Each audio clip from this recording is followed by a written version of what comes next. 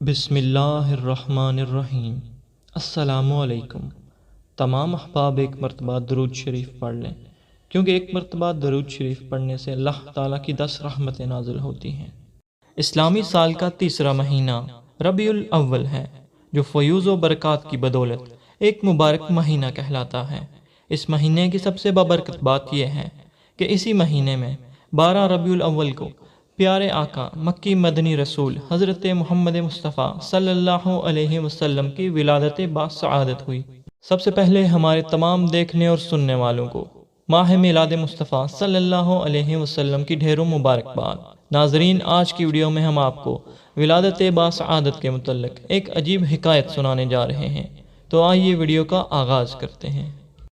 حضرت سیدنا علامہ ابن حجر مکی شافعی رحمۃ اللہ علیہ ولادت مصطفیٰ صلی اللہ علیہ وسلم پر ہونے والے ایک ایمان افروز اور عقلوں کو حیران کر دینے والے واقعے کو تحریر فرماتے ہیں کہ ایک شخص جس کا نام عامر یمنی تھا، اس کی ایک بیٹی تھی جو کولنج یعنی بڑی آنت کا درد اور جزام یعنی سفید داغ وغیرہ کے امراض میں مبتلا ہونے کے ساتھ ساتھ چلنے پھرنے سے بھی معذور تھی۔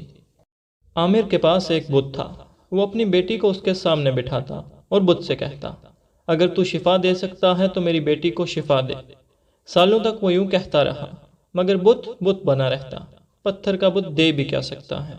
توفیق و عنایت کی ہوا چلی کہ ایک دن عامر اپنی بیوی سے کہنے لگا کہ ہم کب تک اس گونگے بہرے پتھر کو پوجتے رہیں گے جو نہ بولتا ہے نہ سنتا ہے؟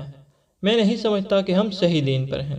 اس کی بیوی نے کہا، ٹھیک ہے، پھر ہمیں ساتھ لے کر ہدایت کی تلاش کے لیے نکلو، شاید کہ ہمیں حق کی طرف رہنمائی مل جائے۔ دونوں میاں بیوی اپنے مکان کی چھت پر بیٹھے یہی گفتگو کر رہے تھے کہ اچانک انہوں نے دیکھا کہ ایک نور ہے جو سارے آسمان پر پھیلا ہوا ہے۔ اس کی روشنی سے ساری دنیا چمک اٹھی ہے۔ اللہ پاک نے ان کی آنکھوں سے ظلمت کے پردے ہٹا دیے تاکہ وہ خواب غفلت سے جاگ جائیں۔ کیا دیکھتے ہیں کہ فرشتے صف باندھے ایک مکان کو گھیرے میں لیے ہوئے ہیں، پہاڑ سجدہ کر رہے ہیں، زمین ٹھہری ہوئی ہے اور درخت جھکے ہوئے ہیں، اور یہ کہنے والا کہہ رہا ہے، مبارک ہو، سچے اور آخری نبی صلی اللہ علیہ وآلہ وسلم پیدا ہو گئے ہیں۔ عامر نے اپنے بت کو دیکھا تو وہ اوندھے منہ زمین پر ذلیل و ہار پڑا تھا۔ عامر کی بیوی کہنے لگی، ذرا اس بت کو تو دیکھیے، کیسے سر نیچا کیے زمین پر پڑا ہے۔ اتنا سنتے ہی بت بول اٹھا، خبردار رہو، بڑی خبر ظاہر ہو گئی ہے۔ وہ پاک ذات پیدا ہو چکی ہے جو کائنات کو شرف و افتخار بخشے گی۔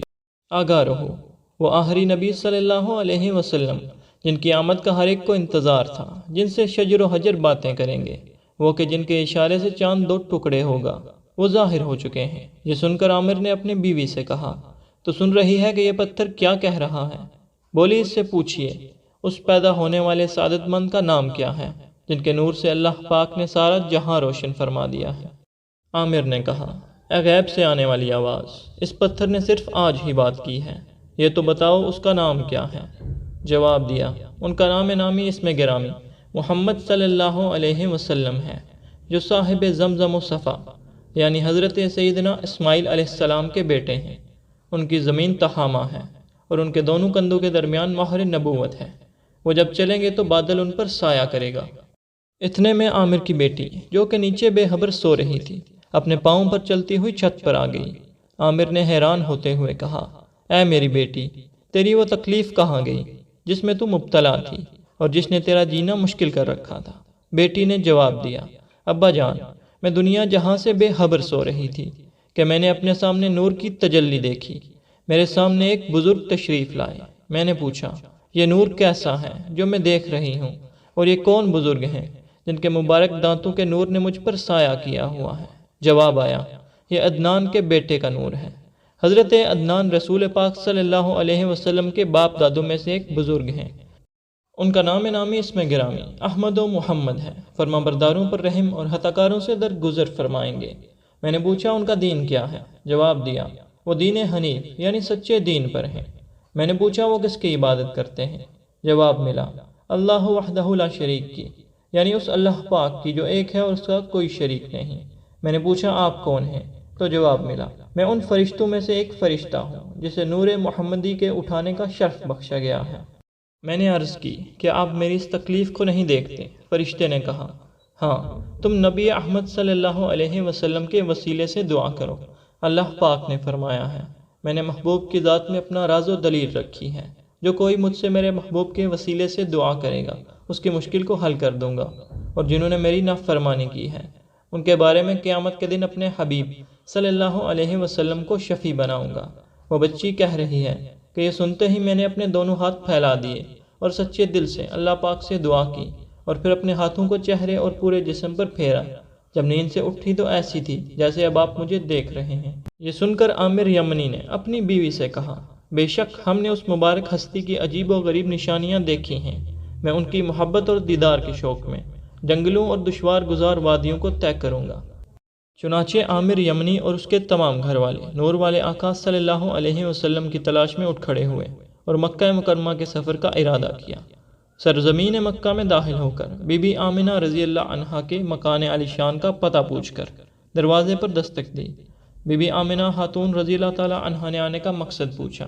انہوں نے عرض کی، ہمیں اپنے لخت جگر نور نظر کا نور برسانے والا چہرہ دکھا دیجئے، جس نے اپنی چمک دمک سے ساری دنیا کو چمکا دیا ہے، جن کے طفیل اللہ کریم نے کائنات کو روشن فرما دیا ہے۔ حضرت بی بی آمنہ رضی اللہ تعالی عنہا نے فرمایا، میں ابھی اپنا نور نظر تمہیں نہیں دکھاؤں گی، کیونکہ مجھے یہودیوں کا ڈر ہے، کہیں وہ ان کو نقصان نہ پہنچائیں، اور میں نہیں جانتی کہ تم لوگ کون ہو اور کہاں سے آئے ہو۔ عامر اور اس کے گھر والوں نے کہا، ہم نے تو اسی آخری نبی صلی اللہ علیہ وسلم کی محبت میں اپنے وطن اور اپنے دین کو چھوڑا ہے کہ اس نور والے سرکار صلی اللہ علیہ وسلم کے دیدار سے اپنی آنکھوں کو روشن کریں، جن کے دربار میں حاضر ہونے والا کبھی ناکام و نامراد نہیں لوٹے گا۔ یہ سن کر بی بی آمنہ رضی اللہ عنہا نے فرمایا، اچھا اگر تمہارا میرے پیارے بیٹے کے دیدار کے بغیر گزارا نہیں تو جلدی نہ کرو، کچھ دیر ٹھہرو۔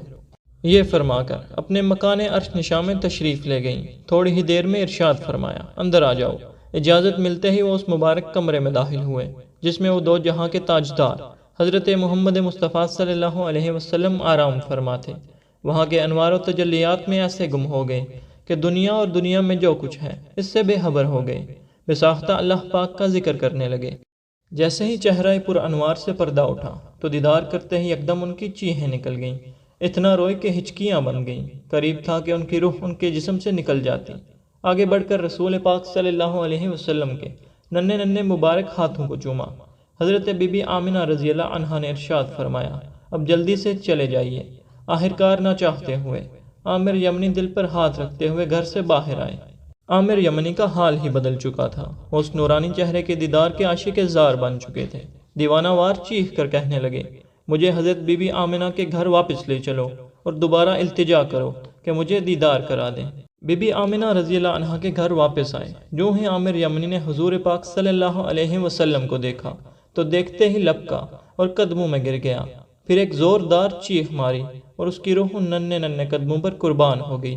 معزز ناظرین، آخر میں اللہ سے دعا ہے کہ وہ ہمیں بھی ایک سچا عاشق رسول بنائے اور سیرت رسول صلی اللہ علیہ وسلم پر عمل پیرا ہونے کی توفیق عطا فرمائے۔ ہم ایسے ہی تاریخی سچے واقعات آپ کے سامنے لاتے رہتے ہیں۔ ایسے واقعات کو ثواب کی نیت سے اپنے بچوں اور دوستوں کے ساتھ شیئر کیا کریں۔ اللہ پاک آپ سب پر راضی ہو، آمین۔